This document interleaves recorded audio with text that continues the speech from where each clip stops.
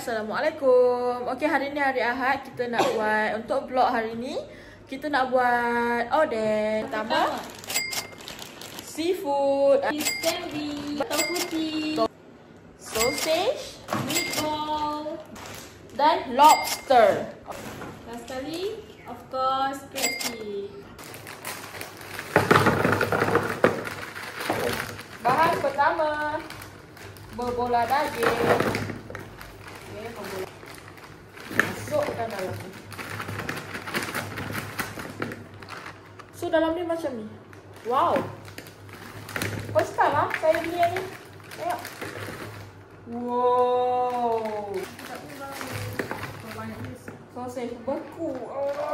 Buka satu. Kita kena buka satu.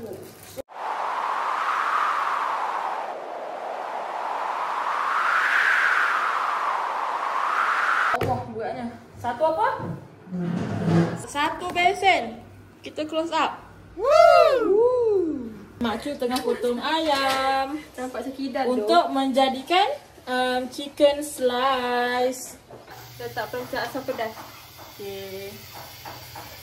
Untuk isi perencah ada dalam 3 orang. Panas lah. Panas. Aku terkejut. Panas. Air ni 2 kali menggelegak rasa. Tu peh sampai 3 kali kering ah. Aku tanya Asal, kenapa beli banyak-banyak? Sebab dia tak isi garam. Kita isi lah. Isi Asal tak tahu. Kan? Apanya? Dia tak isi garam ke? Ya, sebab masa kita buat dia tak ada. Dia kata tak, sebab dia memang nak kau. Oh, ikut lah. Beli ada 5 dia. Kita Kau sangat. boleh, Okay. boleh. Boleh masukkan dalam kuali. Bismillahirrahmanirrahim. Bismillah. Dalam periuk lah. Apalah. Kita masukkan sedikit demi sedikit. Sebab terlalu banyak sebenarnya.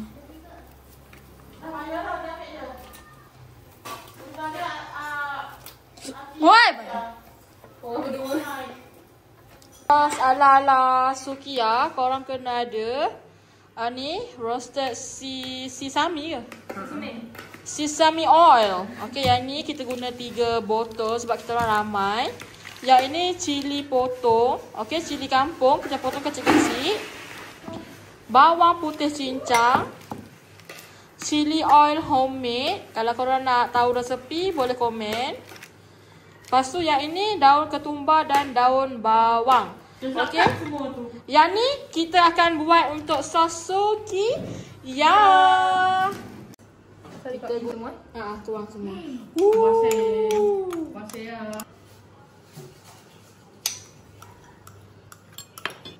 Oh, macam banyak sangat. Okey. Kita gulung separuh dulu. Cili oil kita homemade tau. Wah, nampak kita buat sos ala-ala Sukiya. Kacau. Menarik kan? Maju sikit.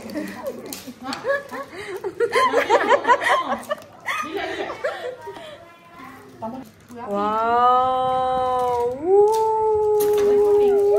Ini yang kuah tom yum tadi kita dah masak. Kita tuang kat sini. Kuah tom yum lagi kat sini. Anis.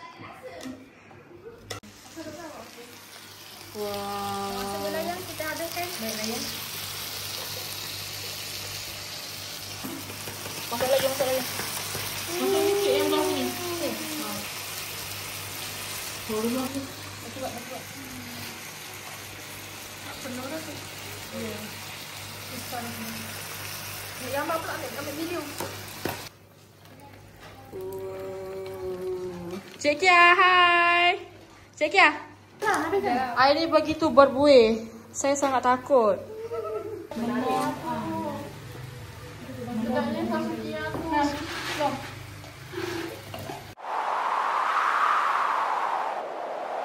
Kita jumpa next Ahad.